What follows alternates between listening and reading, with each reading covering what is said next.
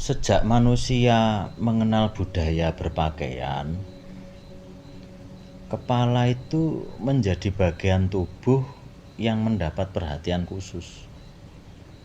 Karena kepala adalah pusat identitas, simbol martabat, bahkan dianggap sebagai tempat bersemayam roh dan pikiran. Karena itu dalam pandangan Nusantara, penutup kepala itu tidak sekedar pelindung panas atau hujan, melainkan juga status sosial, identitas kedaerahan, dan juga sarana spiritual. Nah, di Nusantara itu begitu beragam. Kita banyak menemukan penutup kepala di Nusantara itu. Ada blangkon di Jawa, ada udeng di Bali, ada destar di Melayu, songkok di Makassar, gitu ya, contoh-contohnya itu. Dan setiap bentuk itu memiliki sejarah dan filosofi yang kaya raya. Pada masa prasejarah, di relief Candi Borobudur dan Prambanan itu ada sosok manusia dengan hiasan kepala, baik berupa ikat kain maupun mahkota. Para raja itu digambarkan memakai mahkota, sementara rakyat biasa menggunakan ikat kepala sederhana.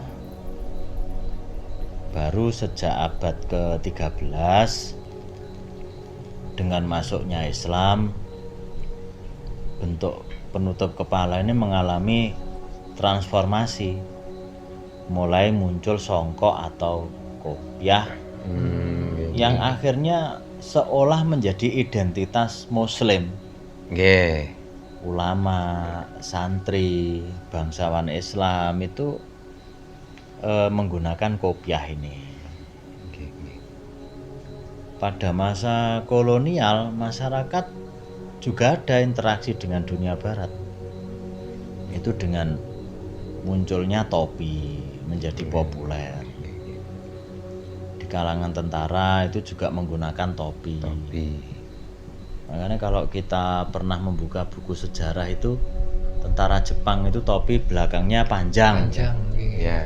Itu Menutupi leher bagian belakang. Selain untuk melindungi panas, juga apa ya? Untuk kehangatan. Untuk kehangatan juga.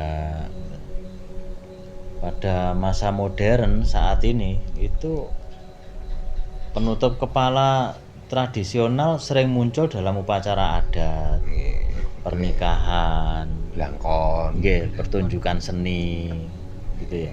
Makanya pada hari-hari tertentu itu kita juga menggunakan penutup-penutup kepala ini. Gitu loh. Kalau blangkon itu sebenarnya berkembang dari ikat kepala yang berasal dari kain batik. Jadi macam-macam, beri di belakang mondolan, diberikan mondolan. Pengembangan berarti. Pengembangan. Dan mondolan ini melambangkan beban pikiran laki-laki Jawa. Tanggung jawab, kehormatan, harga diri, kan begitu. Terus blangkon ini ikat kepala yang paten, begitu loh. Artinya lelaki Jawa itu harus terikat, mampu mengendalikan nafsu dan pikiran.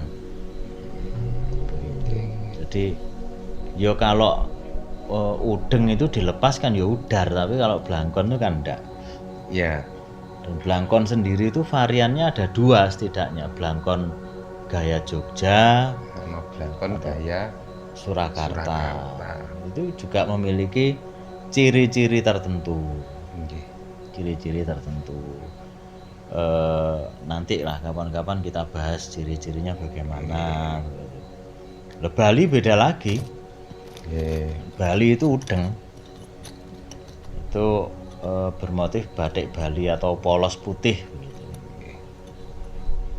yang jenisnya ada udeng kepak wingking atau untuk upacara resmi itu, Nggih, nggih. atau udeng polos yang untuk kegiatan sehari-hari. Jadi penutup kepala ini luar biasa. Jadi sampai hari ini Nggih, terus berkembang. terus berkembang. Ya, dari untuk pertanian ada, Nggih, untuk anak sekolah ada, ada. terus untuk pegawai ada. Nggih. Wonten khusus nggih. Ya sudah berkembang ya. Contohnya kalau pertanian ya caping itu. Capil. Ya. Nggih. Bentuknya sudah lain lagi. Sudah lain lagi. Melebar atas Ada kerucut. mengerucut Ya. begitu. Ya, untuk melindungi panas. Nggih, Itu sesuai fungsi. Sesuai fungsi. sesuai fungsi. Dan identitas juga loh. Nggih. Nggih. Kalau penjual ternak, nah biasanya topinya sudah lain. Ya, laken. Laken. Dari Oh, kulit, iya. dari Iya, kulit iya, itu. Ya, itu wah iki blantik iki. Nggih. Kados Model molang, ngoten iki. Molang begitu sudah. identik dengan koboi karena Nggih. yang dijual ternak kan Ternak. gitu. Nah, Oh, iya. jadi ya identitas orang dilihat dari topinya kadang ya oh iki Nggih. tani. Betul, ini petani, oh ini molang, ini Nggih. pegawai, oh Ini tentara. tentara. Kalau tentara topinya beda lagi. Beda lagi. Mereka gunanya untuk berperang. Ya, Jadi bukan hanya melindungi panas, Ya. hujan, bukan, tapi juga peluru. peluru. Nah, itu loh. Terus berkembang lagi yang naik sepeda motor juga pakai. Ya untuk Iya. nggih, penutup kepala helm ya. Iya. Akhirnya bukan hanya sebagai alat perlindungan diri, tapi juga fashion, Fashion tuh. fashionable. Mau macam-macam juga itu. Dan itu yang harus kita sadari bahwa penutup kepala itu bukan hanya sekarang, Sudah itu eranya